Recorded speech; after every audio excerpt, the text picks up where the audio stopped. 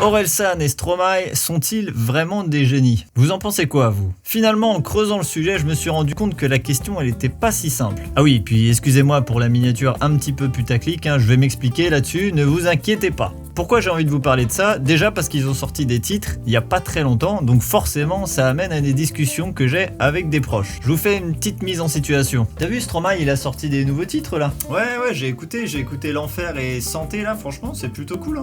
Mais grave, de toute façon, ce mec là c'est un génie, c'est clair. Ouais, carrément, oui, mais si si tu le dis, tranquille. Si, je te le dis. Quel jeu d'acteur. Et je sais pas pourquoi quand on me dit ça, ça me dérange. Alors j'ai rien du tout contre Stromae et Orelsan, mais je pense qu'au fond de moi, je suis pas d'accord. Et donc c'est toute l'idée de la vidéo, je vais essayer de comprendre pourquoi ça me dérange, ça se trouve j'ai complètement tort, et ça se trouve Stromae et Orelsan sont vraiment des génies. Alors je donnerai mon avis à la fin de la vidéo, bien sûr, et puis j'ai aussi demandé votre avis sur Insta, donc j'ai hâte de découvrir tout ça. Et surtout l'idée c'est d'ouvrir un débat bienveillant, donc n'hésitez pas à me donner votre avis dans les commentaires, ça m'intéresse vraiment, mais vraiment quoi. Ouais, je suis un peu lourd, ouais. Alors, première étape, il faut déjà qu'on définisse ensemble ce que c'est que le génie. Que nous dit déjà notre cher Larousse? Il y a plusieurs sens, nous on va bien sûr s'intéresser au côté artistique. Définition, génie. Aptitude naturelle de l'esprit de quelqu'un qui le rend capable de concevoir, de créer des choses, des concepts d'une qualité exceptionnelle. Ok, bon jusque là, Orelsan et Stromae remplissent plutôt bien le cahier des charges, j'ai l'impression. Bon parfait, fin de vidéo. Merci, à bientôt, allez ciao.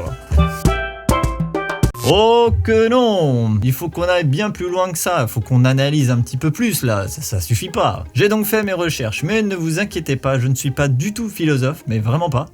Ceux qui me connaissent d'ailleurs savent très bien que je suis pas vraiment un littéraire, donc je vais tenter de vulgariser au mieux, bien sûr, ne vous inquiétez pas, tout va bien se passer, vous êtes entre de bonnes mains, messieurs dames. En cherchant un petit peu, on tombe très vite sur la définition. Ça c'est pas permis par la loi. En cherchant un petit peu, on tombe assez vite sur un ouvrage de Kant. Alors Kant, bien sûr, philosophe prussien, fondateur du criticisme et de la doctrine dite idéalisme transcendantal. La vulgarisation commence hyper bien. Bon, on va juste dire un philosophe connu, je pense que vous le connaissez. Il publie en 1790 un ouvrage, La critique de la faculté de juger, dans lequel il donne les différents caractères du génie. Je vous fais la liste rapide avec bien sûr quelques explications. Premier point important pour Kant, le génie est quelque chose de naturel. Ce n'est pas quelque chose qu'on peut travailler, il est là dans l'artiste, point. Dans le sens où l'artiste crée, invente ses propres règles pour concevoir son œuvre. Et ces règles d'ailleurs lui viennent naturellement. Il ne peut pas expliquer comment il a fait en fait. Ce qui nous amène au deuxième point, l'originalité. Alors l'artiste génial, il ne peut être qu'original parce qu'il est en train de créer ses propres règles. Donc forcément, personne ne l'a fait avant lui. Il n'a aucun exemple sur la manière de faire. Les règles techniques sont bien sûr importantes, mais ce n'est pas ça qui va donner du génie. Et ça nous emmène maintenant au troisième et dernier point, l'exemplarité. Et oui, c'est bien d'être original, mais je pourrais jouer de la batterie avec des poireaux que... Non, m'obligez pas à faire ça, s'il vous plaît. Non.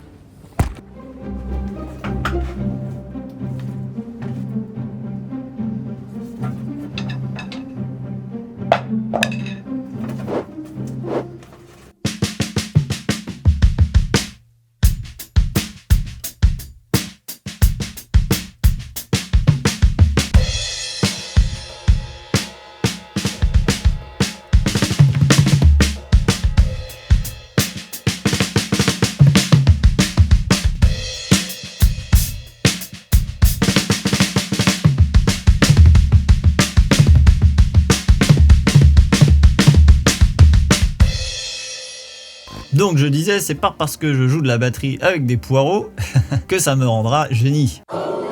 Ah oui, désolé.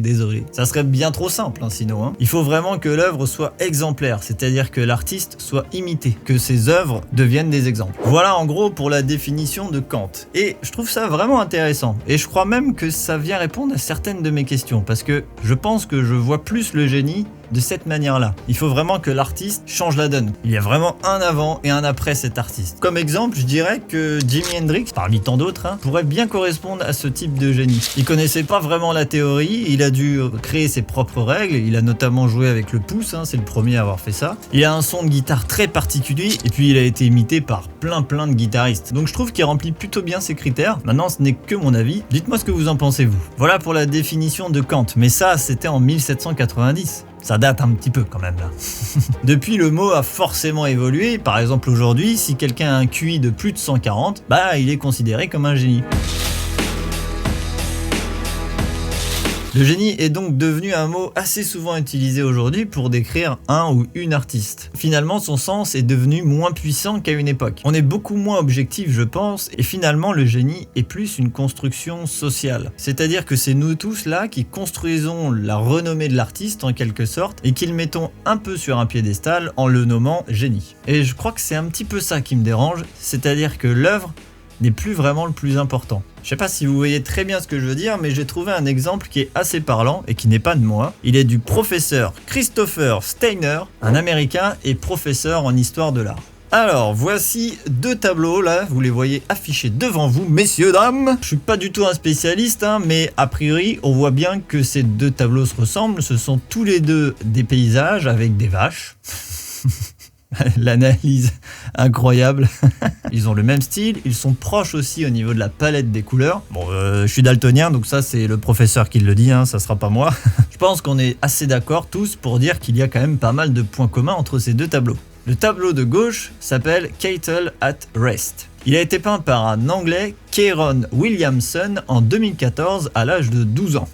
Ouais, ça déconne pas là. Hein. Déclaré génie à l'âge de 5 ans, aujourd'hui il a 19 ans. Ses œuvres sont très demandées et sont vendues à plus de 10 000 $. Ce qui a accentué son succès, c'est bien sûr l'âge. C'est rare de pouvoir faire ça aussi jeune. Et puis aussi finalement parce que certaines personnes peuvent voir en lui le futur génie, le futur Picasso, hein, par exemple, car il était aussi lui un enfant génie. Celui de droite a été peint en 1910, il y a plus de 100 ans. L'artiste avait 21 ans et il s'appelait Adolf Hitler. Adolf Hitler a été rejeté 2 fois par l'Académie des Beaux-Arts à Vienne en 1907 et en 1908. Et comme on le sait tous, il n'a eu aucune conséquence sur le monde de l'art. Même si aujourd'hui ses peintures se vendent très cher, mais forcément ça crée le débat et de toute façon il n'est toujours pas considéré comme un artiste. Pourtant, en toute objectivité, si on regarde ces deux tableaux, c'est quand même très difficile de dire que l'un est le travail d'un génie et l'autre ne l'est pas. Il y aurait encore pas mal de choses à dire sur le génie, mais j'ai peur que la vidéo soit un peu indigeste si on essaye d'aller trop loin. Donc c'est déjà pas mal. Alors au final, Stromae et Orelsan sont-ils des génies? J'ai donc fait un sondage sur Insta et voici les résultats. Pour Orelsan, c'est un oui avec 67% de oui et 33% de non. Et pour Stromae, c'est aussi un oui, mais encore plus tranché parce que cette fois-ci, c'est 81% de oui et 19% de non. Intéressant. Alors peut-être que Stromae paraît plus comme un génie, peut-être parce qu'il est plus original qu'Orelsan, je sais pas, peut-être. À vous de me dire. Aujourd'hui, j'ai l'impression que le mot génie est finalement utilisé pour mettre un petit peu de magie dans le monde artistique. Il est donné aux artistes qui ont énormément réussi et qui sont hyper connus. Et bon, bah, il faut l'accepter, hein, c'est comme ça. Hein. Comme je disais plus tôt dans la vidéo, c'est finalement quelque chose d'assez subjectif. Chacun peut voir du génie dans l'artiste qu'il souhaite. Je vais le dire, ne m'en voulez pas surtout. Pour moi, je dirais pas qu'Orelsan et Stromae sont des génies. Oh lololololololo. Oh la boulette! Parce que, et attention, ce n'est que mon avis, hein, ils ne représentent pas des artistes qui ont vraiment changé la donne. Et finalement, moi, c'est ce que j'attends d'un génie, c'est qu'il y ait vraiment un avant et un après cet artiste, assez proche de la définition de Kant. Alors, Orelsan et Stromae n'ont rien demandé, les pauvres, et je dis pas ça du tout parce que j'aime pas ce qu'ils font ou parce que je suis jaloux de leur réussite, hein, pas du tout. Merci d'avoir regardé cette vidéo. Personnellement, je me sens mieux là, j'ai l'impression que j'ai libéré un poids en moins. Il vaut mieux prendre du recul par rapport à tout ça ça, chacun a le droit de penser ce qu'il veut, et finalement, c'est ça le plus important. Le débat est ouvert dans les commentaires, n'hésitez surtout pas, ça m'intéresse vraiment, et en plus je réponds à tout le monde. Pour info, le prochain remix timbré est en cours de préparation, il va falloir quand même patienter un petit peu, peut-être qu'il y aura une autre vidéo qui sortira avant, je sais pas trop. Et je vous dis donc à bientôt dans une prochaine vidéo.